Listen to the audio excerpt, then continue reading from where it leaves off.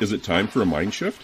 If you don't know what that means, then join your host, Dr. Clint Haycock, a former evangelical Christian pastor and Bible college teacher of over 20 years, along the journey of deconstruction and reconstruction of faith, life, religion, and spirituality.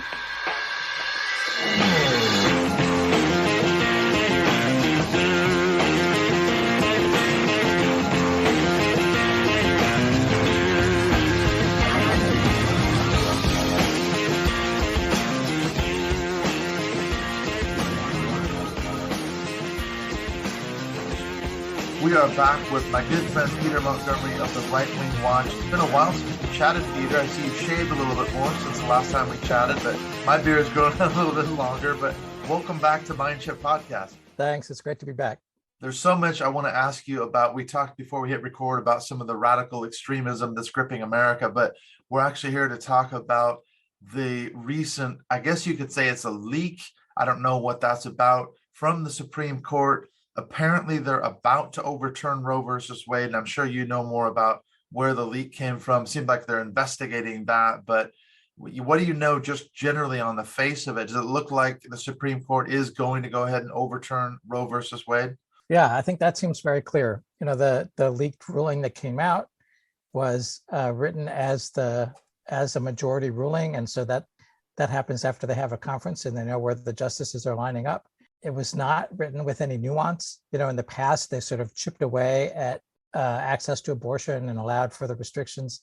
This is a full-throated denunciation of Roe and repudiation and overturning altogether. Mm-hmm. And of course, what's fascinating is this evangelicals, the posts I've read on Christianity Today and some of the other outlets, they're more concerned about the leak from the Supreme Court than the actual quote unquote victory that they're about to start celebrating here with the overturning of Roe versus Wade, which they've been fighting for decades to overturn. Why are they so up in arms about the actual leak itself? Well, the leak, I think, surprised a lot of people from the left and the right, because basically it's never happened. And so it does feel like in some ways a really upsetting of the way the court operates. And so a lot of people were surprised by that. But I do think that a lot of Republican officials and conservatives were caught off guard too, because they're hoping to win and they're expecting to win, but they're expecting that at the end of June. And so the timing was off. People weren't really ready for their official celebrations. And some Republican officials weren't ready to deal with the backlash, because the fact is most Americans support Roe v. Wade, in spite of the progress that the right has made in passing laws, you know, basically ignoring it and trying to invalidate it. So I think the timing of the leak really threw off everybody's response. And it seems like there's a lot of divided opinion as to what the purpose of the leak was, if indeed it was done on purpose. I've read articles that talked about, well, maybe it was to soften the blow to the public ahead of the actual decision, or maybe it was a case of bullying the Supreme Court. You know, we're gonna leak this information out there, so now you better go ahead and make this ruling the way this leak seems to confirm. You know, what's the purpose of it? What do you think? What have you heard in terms of why it was leaked? Because clearly it couldn't have been an accident. Yeah, as far as I know, there's no evidence that's been released either way, so everybody's speculating.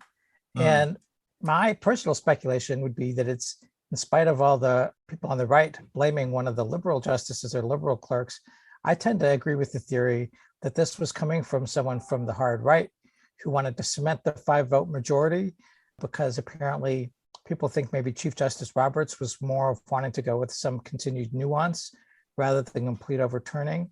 They didn't want him to be able to convince anybody before the ruling comes out. You know, Roberts sort of famously had apparently changed his mind late in the game on overturning Obamacare, and that angered people on the right. So this might have been a strategic move from the right to say to those 5 on the majority, don't think about abandoning us.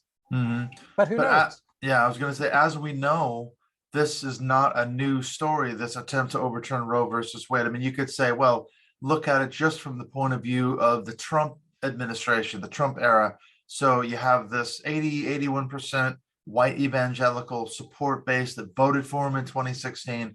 They were then rewarded for their ongoing support for him, their rabid support for him, I should say, with the appointment of not 1, not 2, but 3 conservative Supreme Court justices. You got Gorsuch, Kavanaugh, and then at the last second, Amy Coney Barrett. Now, all these states have passed all these restrictive laws like Texas and Mississippi with a view, as I understand it, to challenge Roe versus Wade and say, well, now that we've got the majority of Supreme Court justices, we're going to go ahead and get this done. But the story goes a lot further back than that, surely, doesn't it? I mean, how far back does the anti-abortion movement go, would you say? Well, it goes back to, the ruling itself. And initially, opposition to the ruling was led by Catholic groups and the U.S. Conference of Catholic Bishops. Late in the 70s, they were joined by white evangelicals white evangelical leaders who saw abortion as an organizing vehicle that they could sell to the public and to churches as a reason to get more involved in politics. They were not there at the beginning. At the beginning, the Southern Baptists supported Roe v. Wade and supported choice early on. So that was a political maneuver, but it became pretty aggressively adopted as part of the right. And then the religious right, made a very conscious move to try to take over working control of the Republican Party. And as they did, they set out pretty much to purge pro-choice Republicans from the party. And so with very few exceptions now, there are almost no national level pro-choice Republicans in office because the anti-abortion movement has effectively pushed them out of the party. Right. It's become a single vote issue, single choice issue. It's just you're either pro-choice or pro-life, and that's it. You're anti-abortion. You're not going to ever be supported. And that's the thing. I've talked a lot to Frank Schaeffer. I'm not sure if you're familiar with his work, but Sure. him and his famous father, Francis Schaeffer, of course, were part of the original founders and shakers of the anti-abortion movement, like he talked about. And I find it interesting. I read an article on Politico. I'm not sure if you read it, by Dr. Randall Balmer, which is really an interesting one, something like the real origins of the Christian right, which is basically what you said. It really goes back to racism and segregation after Brown versus Board of Education. He picks up on all this, doesn't he, and says that it was the fact that places like Bob Jones University, which was a segregationist academy, Jerry Falwell founded a segregationist academy. Bob Jones University lost its tax-exempt status. I think it was 1971, something like that. And they, like you say, the organizers, people like Paul Weyrich, approached Jerry Falwell Sr. to say, look, this is government infringement. This is, infringing on your religious freedoms. But, people weren't going to be going out there and supporting racist, segregation academies. So abortion became that rallying cry that actually did mobilize Catholics and even Jews and evangelicals. So the whole thing is nowhere near the storyline that we've been sold, is it? Yeah, I think that's right. The storyline is always more complicated than the official narrative, right? And yes, and Jerry Falwell was, it's interesting because this week is the anniversary of Brown versus Board of Education, where a unanimous Supreme Court said that states could not enforce legal segregation in public education. And Jerry Falwell preached against that ruling. He said that those justices were not listening to God when they did that ruling. And so that was in the late 50s. And this massive resistance continued in Virginia, specifically leading other states in resisting, Brown versus Board. And then that went on all the way into the early 80s is when the Supreme Court finally ruled on Bob Jones. So that was a long haul. Meanwhile, when the Bob Jones decision came down and the Supreme Court said the federal government could withdraw charitable tax status to a racist institution, the one dissenting vote on the Supreme Court in that was William Rehnquist, who Reagan a few years later made Chief Justice. How interesting. So there's another step in the court shifting to the right that got us to where we were today and back to Roe. Political machinations for sure. And as I've researched this in preparation with talking to you, I'm thinking about this history of it. It seems like there's kind of a two-pronged attack because, like you say, Jerry Falwell Sr., he was sort of famous for saying things like, look, the minute Roe versus Wade was passed in 1973, I was angry, I was furious, I was righteous anger and all the rest of it. And I immediately organized, and they had the a March for Jesus and all these kind of things going on. And then they organized the moral majority in 1979. And from the beginning, I've been anti-abortion, which, as we now know, is completely not true. It was years and years later. And it wasn't even about that at all. But on the one hand, you've had these radical groups like Operation Rescue and Army of God. They've actually, picketed abortion clinics, bombed abortion clinics, murdered and attacked abortion clinic workers and doctors. So that's on the one hand, sort of the extreme radical right. But what I didn't realize was that for decades, the other part of the evangelical Christian right, they've been chipping away at Roe versus Wade, chipping, challenging it. So what can you tell us about some of these laws that have been passed over the decades? I guess you could say chipping away at Roe versus Wade. Yeah, so it's really it's the decades long campaign. They really took the long view on this. It was both a political strategy and a legal strategy. The political strategy was to push the Republican Party to the right on this issue and other issues by who got elected to office, who got elected into state legislatures. And then the legal strategy was to try to get Republican presidents to appoint the kind of judges that would overturn Roe v. Wade, that just didn't agree with Roe, that didn't agree with the right to privacy. And over the years, those strategies were both successful. They were able to move the federal judiciary to the right and state legislators to the right. And then those came together with the national strategy to start pushing laws at the state level, chipping away, moving the timeline back further and further, passing greater and greater restrictions, and then moving those cases up to the courts, up through the conservative courts, up to the Supreme Court to try to get Roe overturned, or to try to get the court to say, well, we're not going to overturn Roe, but we will allow you to restrict access this much. We'll allow you to put these kind of requirements on that'll make it harder to run abortion clinics.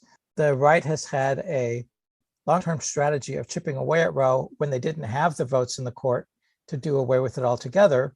But in the last several years, as they saw a majority in sight with Trump as president, they really had the state-by-state strategy to push ever more restrictive bans to give the court an opportunity to take one of those cases as the opportunity to overturn Roe. And the case that they're using to do that comes out of Mississippi. And that was a law that was written by the Alliance Defending Freedom, the huge religious right legal group, who in 2018 at a Evangelicals for Life event that was held in conjunction with the annual anti-Roe v. Wade March for Life in Washington, D.C., they bragged about the fact they were just about to get this law passed in Mississippi and that it was part of their strategy for eradicating Roe. So this is not speculation. They had a strategy, they wrote the law, they found legislators to pass it. And thanks to Trump, they have the majority to do what they've been wanting to do. In some ways, it reminds me of the strategy behind the Operation Blitz, isn't it? Where you have these just a blitz of laws. A lot of them are test case studies in a way, aren't they? Just throw them out there, throw them against the wall, see what sticks, right? And then eventually, some of them are going to get overturned, some of them are going to get rejected outright, or they're going to fail. But like you say, incrementally, they're going to just chip away at it to the point where, 2018, 2019, there was about 8 or 10 states that suddenly just out of nowhere seemingly passed really restrictive anti-abortion laws. And that was argued in the courts. And then you had Texas and then Mississippi. I think, is that the one you're talking about, the Dobbs versus Women's Health Clinic one that's come up? And they're just throwing the stuff at the wall and seeing what would stick. That seems to be their strategy, doesn't it? That was their strategy until they could get the majority on the court. The interesting thing about Amy Coney Barrett, who, was confirmed by the Republican Senate days before Trump was voted out of office. Seconds. They rushed that through to get her on the court before they lost the power to name judges. And, she had been the choice of the dominionist evangelical right, who had declared actually a couple of years ago that she had been anointed by God to be the person who would go on the Supreme Court and overturn Roe. And some of them were actually so upset, they were so convinced that she was God's chosen, that when it was Kavanaugh, wasn't it? Kavanaugh for the previous one, they were furious because they thought that was her role. And I think Trump was frankly waiting for Ruth Bader Ginsburg to go so he could replace a woman with a woman and have it be a woman giving the final vote to overturn Roe. Would have And been that's bad what he's doing. optics from his point of view or something. Not that he cared Right. much about optics, sitting on almost anything. It's so ironic, of course, that when Merrick Garland was put up for nomination on almost the last year of Obama's presidency, they stonewalled him and said, well, we need more time. You can't rush these things through. The same voices who were saying that about Merrick Garland were suddenly supportive of Amy Coney Barrett getting shoved in there minutes or seconds before Trump left office. Yeah, it was even more unprincipled than that. It was Mitch McConnell, the head of the Senate Republicans, just saying flat out, I am not going to let the Senate consider Merrick Garland. For an entire year. He abused his power as the Senate Majority Leader to say, we're not going to have hearings. We're not going to do anything. We're just not going to let the Senate, I'm not going to let the Senate consider this nominee. He basically stole that seat from Obama. And then at the end of Trump's term, of course, he did the absolute opposite, rushed it through. And so all those fine sounding arguments. When I have talked to some people about how we got to the point where we're about to lose Roe v. Wade and everything that's going to come after, I said that there's three reasons. One, Trump won in 2016. Two, Senate Republicans went along with Mitch McConnell's unprincipled power plays. And three, they were both building on this 40-year campaign to shift the Republican Party and to shift the courts. So those really have all come together. The long-term campaign and the consequences of the 2016 election. And it seems like, you may know more about this. I mean, wasn't it true that all these, because it wasn't just the Supreme Court justices. I mean, Trump appointed, I don't know what, a couple hundred judges on various federal bench levels. And as far as I understand it, they were just lists handed to him more or less by the Federalist Society, the Heritage Foundation. I mean, they've been grooming some of these judges for years, and they just had them on a list. Here, I mean, Trump didn't care about any of these judges. He's just paying somebody back for political favors. Is that kind of how it went down as you see it? That is exactly how it went down. What happened was, when Trump was this crazy outsider when he decided to run for president, right? When he surprised a lot of people by making it through the primaries and ended up as a Republican nominee, he knew that there was a lot of people in the party space who were skeptical of him. And, evangelicals, especially, here he is, multi-divorced, adulterer, amoral businessman. Yeah. So he knew he just had to make a deal. And he did. He got all these religious right leaders in a room. He said, if you elect me, I'll make you more powerful, and I'll give you the judges you want. And I'll give you the judges that you want to overturn Roe v. Wade. And then he said, I'll pick my judges from a list that's pre-approved by the Heritage Foundation and the Federalist Society. And so that was all that the religious right leaders needed to hear. They went out and told all their, followers and their people who watch Christian television. They all got the message. Yes, you may not like Trump. Yes, you have reason to be skeptical, but Roe v. Wade is more important than anything else. Even a guy named Samuel Rodriguez, who heads the largest group of Latino evangelicals, the National Hispanic Christian Leadership Conference, he had initially been very critical of Trump because, of course, Trump had all this anti-immigrant, anti-Mexican American rhetoric. But after the primaries, Rodriguez told his people the Supreme Court is more important than immigration. So it was really the Supreme Court and overturning Roe. Really, Trump's promise to do that had a lot to do with him getting elected in 2016. And as we know, Trump, everything he did was deeply transactional, wasn't it? The way he views relationships with pretty much everybody, I think, is on a deeply transactional level. He doesn't have like actual relationships like most of us have, normal. It's what can you do for me? What will I do in return? As you say, I know Michael Cohen talks about that in his book, Disloyal, where he helped set up a meeting with Paula White Cain and a bunch of other evangelical, charismatic, dominionist types you mentioned back before he was a candidate. I think it was in his New York offices. And yeah, he essentially said that it's just, this is the deal I'm going to make you. If you back me, I'll give you what you want. And it's purely a transaction. And they went out and shilled for him. And here we are. Now we're in the shit, as they say. Yeah, it's interesting, and he basically, it was as naked as possible. He said to them, I will make you more powerful. And I remember, I wish I could remember the name. There was a evangelical writer shortly before the election said, evangelicals should not take the deal that Jesus rejected, referring to the time when in the Bible when Jesus was allowed to be tempted by Satan, and Satan offered him all this worldly power, and Jesus turned it down. But these guys did not turn it down. How ironic. Now, you mentioned a dominionist angle. You talked about that in connection with Amy Coney Barrett.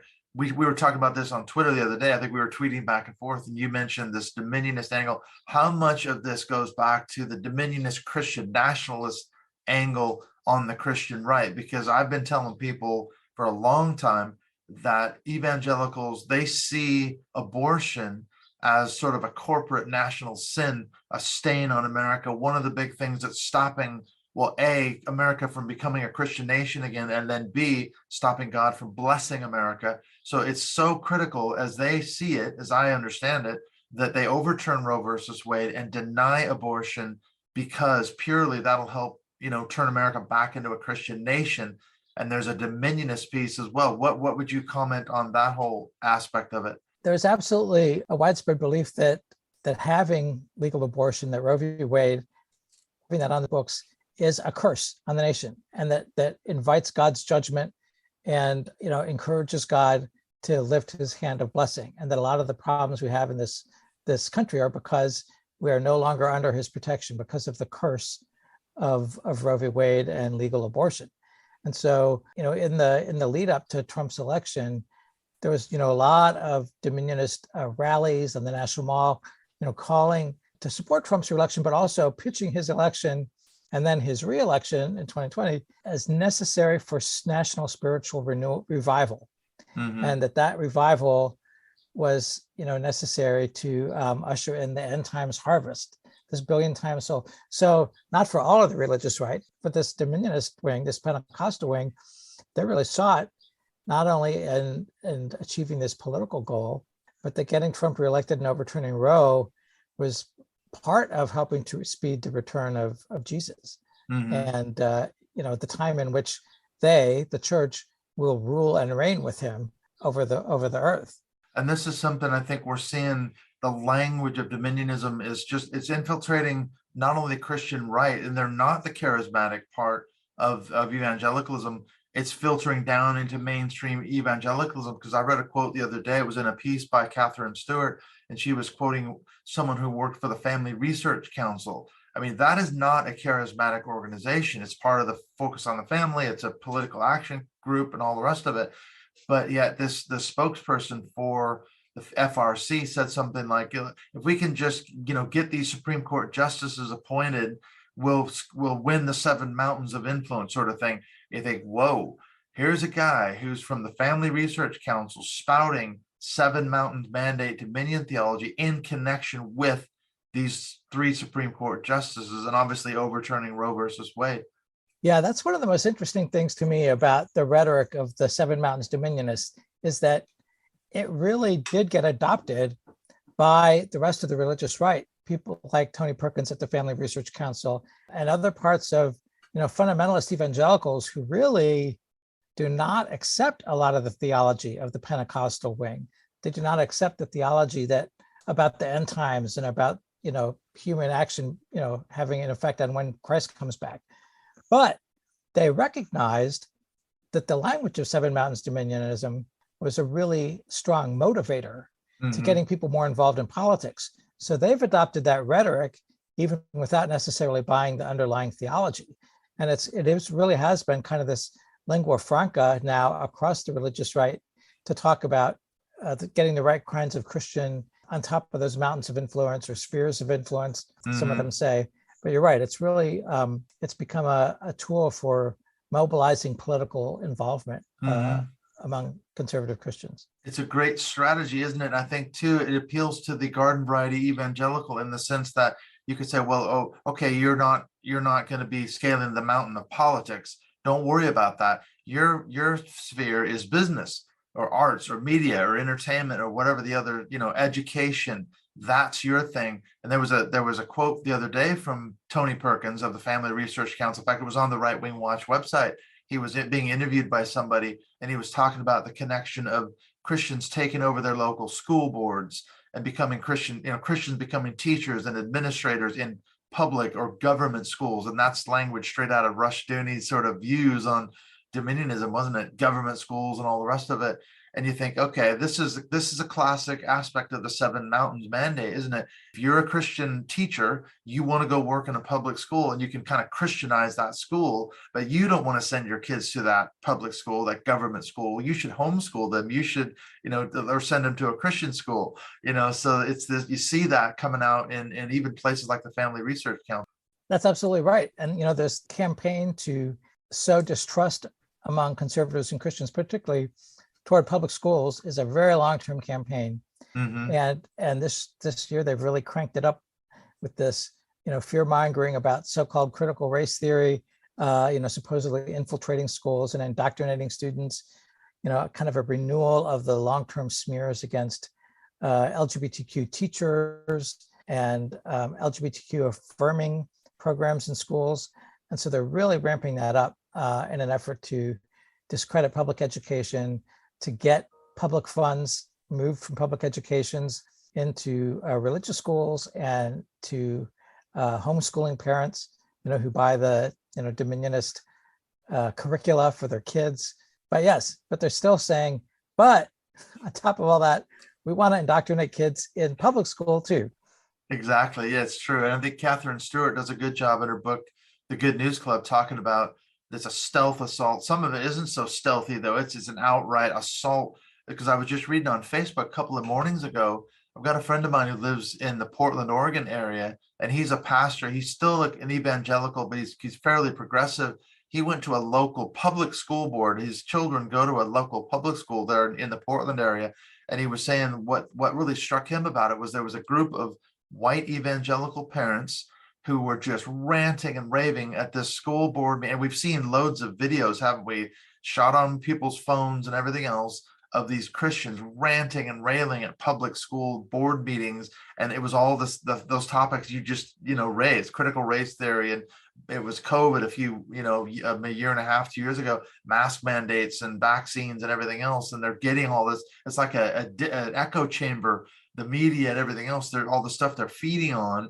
That's just the people on the ground level. It seems like they're being influenced by the sort of top brass, the people like the Tony Perkinses of the world and James Dobson and others like that. I mean, those seem to be the generals of these organizations, don't they? Yeah, and there's a huge investment being made by right-wing groups in the U.S., political groups. FRC is one of them, the Leadership Institute, to train people to run for school board this year and to try to take over the school boards. And then you have some religious right pastors and dominionist pastors sort of running similar operations on a more local level. There's a guy we follow named Andrew Womack, who is trying to run a bunch of people to take over school boards in Colorado. Rick Scarborough is trying to do the same thing in Texas. So it's happening both at the local level and the national level. And that's just one strategy. That's one mountain, the mountain of education. We've got business and everything else. And it's also about building power, because getting elected to your school board is like the first step on the rung. And then a lot of times people use that as a stepping stone to run for mayor or state legislature. So it's not only actually getting the power to dictate what kids can read and learn. And we're seeing a huge revival of book bans and book burning that goes along with this movement. But then it also creates the bench for having greater power on the government mountain by working your way up the mountain using that political stepping stone. And they'll use whatever they have to use. I mean, this is something, again, going back to Catherine Stewart. I just talked to her a little bit ago for an episode, and what she's uncovering now is that these Christian right organizations are motivating the base, if you will, the garden variety evangelical, to get out and vote in the midterms in 2024. And the new storyline is election integrity, election fraud. So they're essentially pushing Trump's big lie. It hasn't gone away. It hasn't died down. And they're saying, listen, if you care about election integrity and election fraud, then you better get out and vote for our preferred candidates the next midterm and certainly the presidential election. Have you seen more of that where they're actively pushing the big lie? Absolutely. And that really is evidence that this is all about power. All of it is really about power, and that power will, lead to dominion. So the election integrity stuff is is kind of under the radar because it's also seen as such a partisan issue, right? That it's Trump's big lie, that Republican legislatures are using the big lie as justification to pass voter restrictions. So I think the religious right angle kind of slips under the radar. But Catherine Engelbrecht, who runs one of these groups called True the Vote, which supports voting restrictions and buys into Trump's conspiracy theories about the election, she went on one of the prayer calls with the sort of pro-Trump group of prayer warriors, and she described what she was doing as spiritual warfare. That this is spiritual warfare to stop vote by mail because this is for taking control of the free world. And the Arizona audit, so-called audit, that got a lot of attention because it was this crazy group of Trump supporters who were hired by Republicans in the state legislature in Arizona who were convinced that the Arizona election was fraudulent and it was stolen from them. And they had these people who had no idea how to audit election things going in there and messing with the machines. And it was a mess. But it also turns out, based on the guy who ran that, Cyber Ninjas, went on another one of these pro-Trump prayer warrior shows and talked about how the Arizona audit was part of spiritual warfare and that they had, a prayer wall and they had people coming to Jesus while they were there doing the audit. So it's really every part of this movement. But in the end, didn't the Cyber Ninjas find actually more votes for Joe Biden in Arizona? I think, wasn't that the end of their so-called audit? I seem to recall they kind of slunk away with their tail between their legs. They did. They haven't given up. They sort of found that, I think they found that Biden had actually won a bigger victory, but they sort of raised questions because that was their face-saving measure to say those are these questions that need to be investigated. And so some of the, there's a lot of far-right Republicans in Arizona, and some of them are continuing to try to investigate. But, there's been a lot of looking, and there's no evidence. That they were looking for bamboo fibers in the in the paper, the ballots, and everything.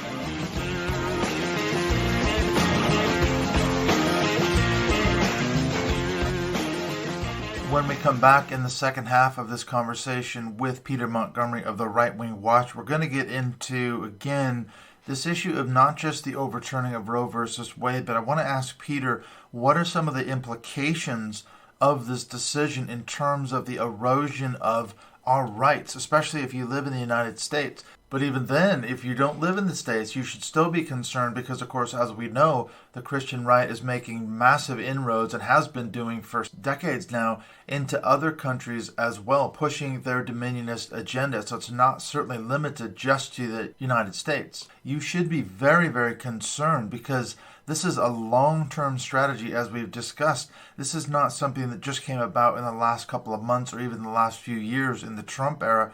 They have been chipping away not just at Roe versus Wade and abortion laws, but of course they have an agenda to do away with same-sex marriage, trans rights, other progressive gains that have been so hard fought and hard won over the decades. We're actually on a slippery slope, believe it or not. So we're going to get into some of that in the second half. I just wanted to let you know what's coming up here in the next few episodes here on Mindshift Podcast. I've already had a conversation just the other day with Jen Senko. She's, of course, the author of the book and, of course, the documentary, The Brainwashing of My Dad. And it's fascinating to me that if you look at this whole thing in context, in the bigger picture, there's really an agenda on the part of the religious right as well as the ultra-conservative right, the Republican Party.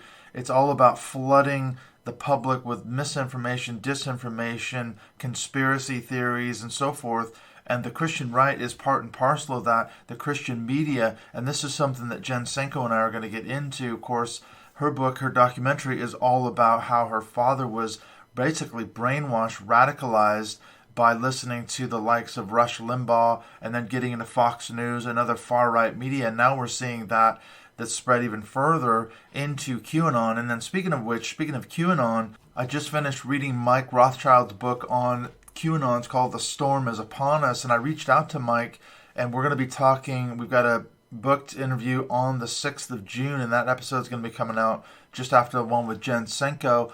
And I'm interested to talk to Mike because he's an expert not just on conspiracy theories in general, but specifically on the rise of QAnon, how it's infiltrated the Republican Party and the evangelical world, and we saw it all kind of come together at the January 6th insurrection. We saw Christian nationalism, we saw militia groups, and we saw QAnon t-shirts, placards, posters all over that insurrection. So all these forces have come together, and it's all somehow part and parcel of the far-right media machine that Jen Senko has done such a good job of detailing in her book. I would highly recommend both of those books if you want to find out more information as to what's going on. And then finally, speaking of Jen Senko, she's coming back on the 19th of June. This is going to be our final Mindshift Zoom call for the summer before we take our break.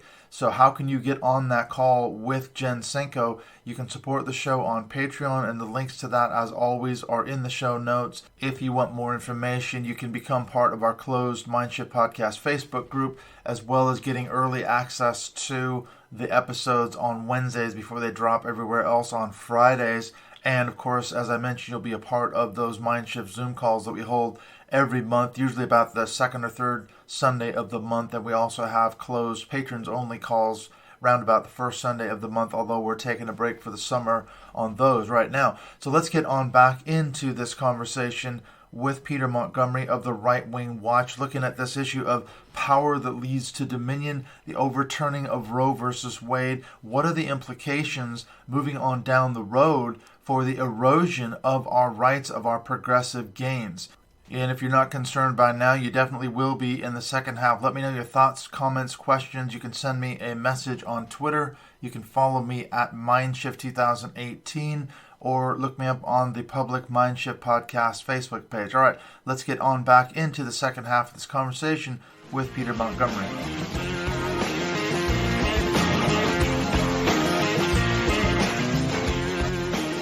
But this is the thing. I hope people listening kind of get this idea that, okay, we're going back to the Supreme Court. It's not just about overturning Roe versus Wade. That might be the sharp end of the spear right now. That's what's getting the news, because I'm reading all these articles online and stuff, and people are weighing in about it's a violation of women's rights, reproductive rights, and it's all true. But yet it's just all part of a much bigger strategy, isn't it, by the Christian right to Christianize America, to take dominion over the world. This is now the question, though. Okay, let's say that the Supreme Court does overturn Roe versus Wade. What's next? You hinted at that a little bit ago. What other things could be overturned? Because one of the things going along with abortion is they've been fighting against the so-called homosexual agenda. That's another big plank in the platform. What about those kind of rights, human rights on that level? What could be overturned or repealed? Well, yeah, that is a huge next goal for the movement.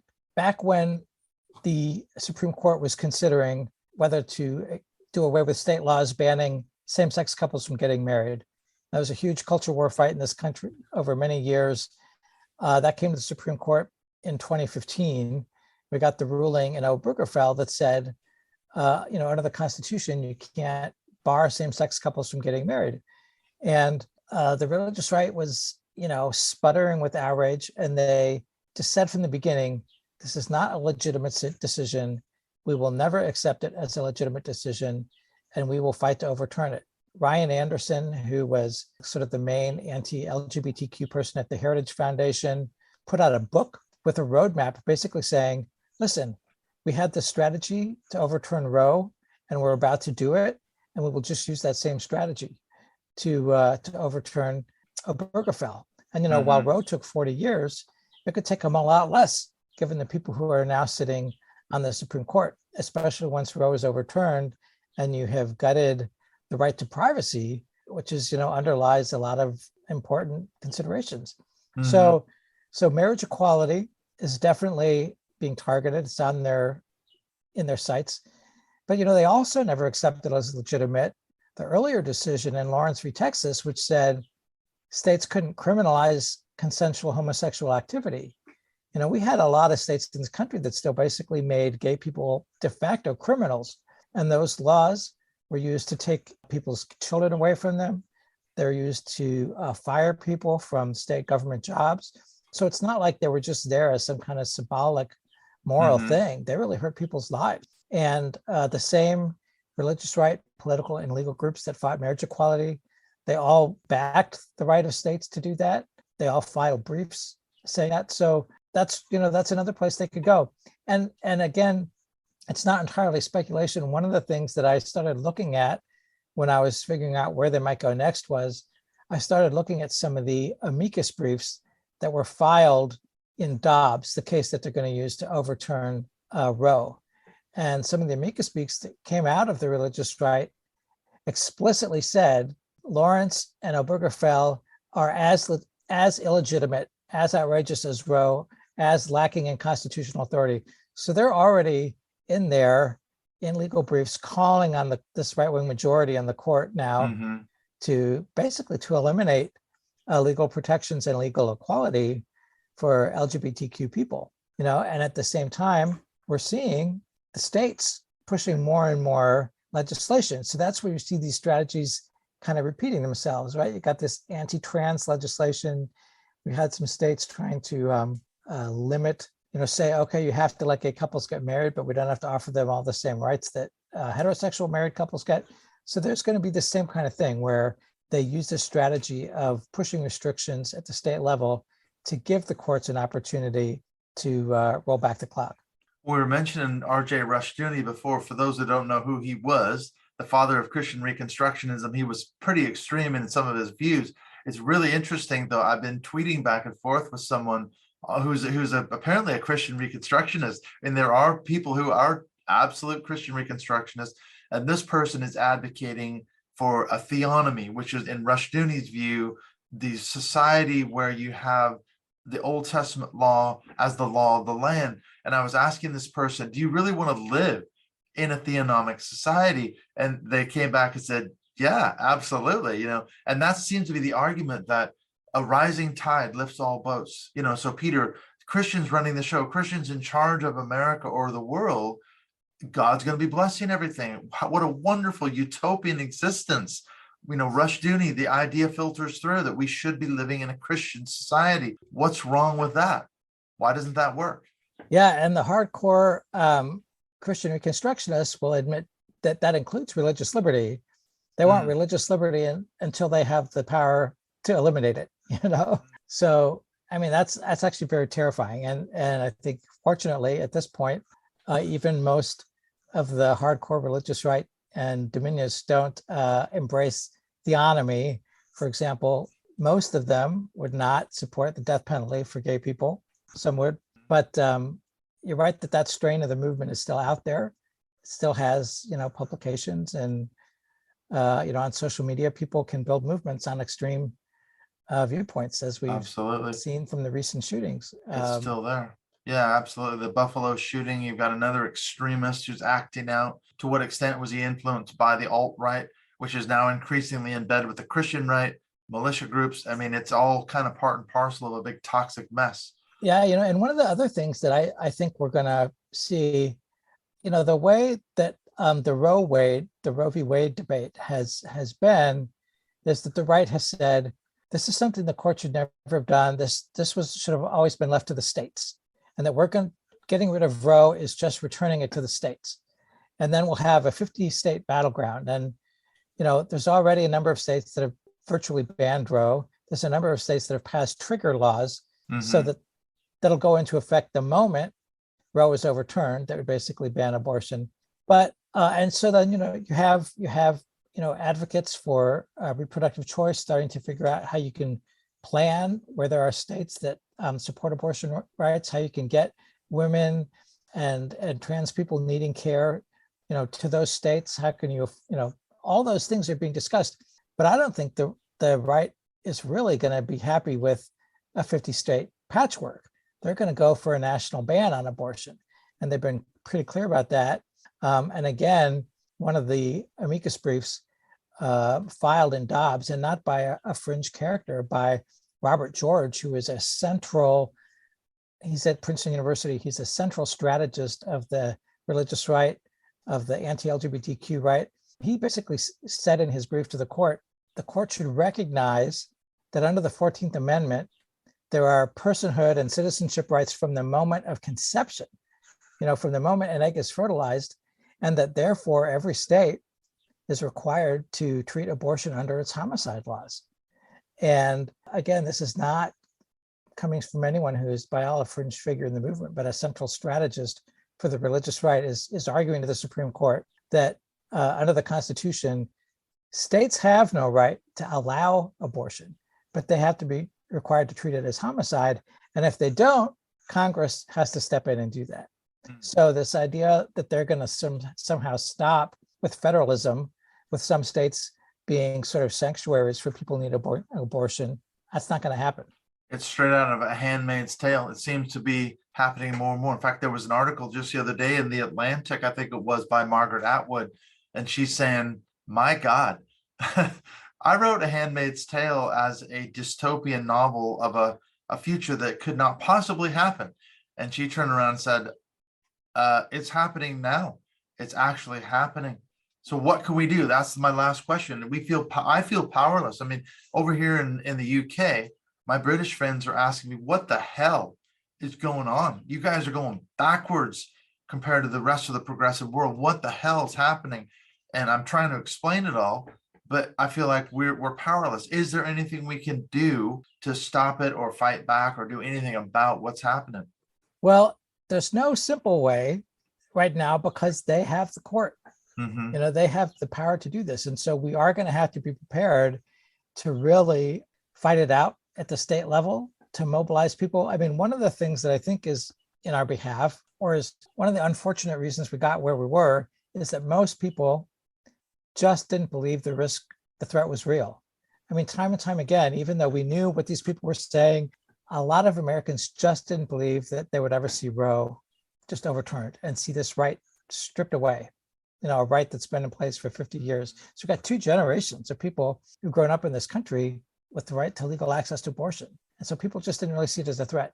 Now that the threat is very clear, and now that we're going to see the consequences, and we're going to see people dying for lack of care and dying because in desperation they go to unsafe, unsanitary options. I think we're going to see a political shift, and hopefully, it's just going to be a long slog because we have to elect people at the state level. We have to elect people at the national level who are going to try to minimize the damage that the court is doing until we can get a shift on the court. So it's going to be a lot of work at the local level to get, very practical, to get resources to people who need care and to help them find the care they need.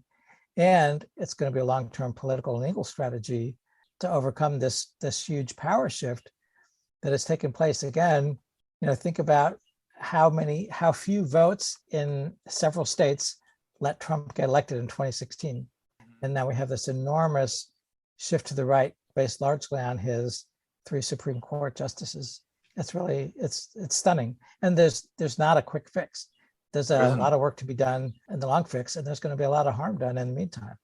Absolutely. Like I say, women are going to die, especially disproportionately women of color, African-American women who already struggle to get access to health care, unintended pregnancies, and all the rest of it. So and there's another component to this whole story, isn't there?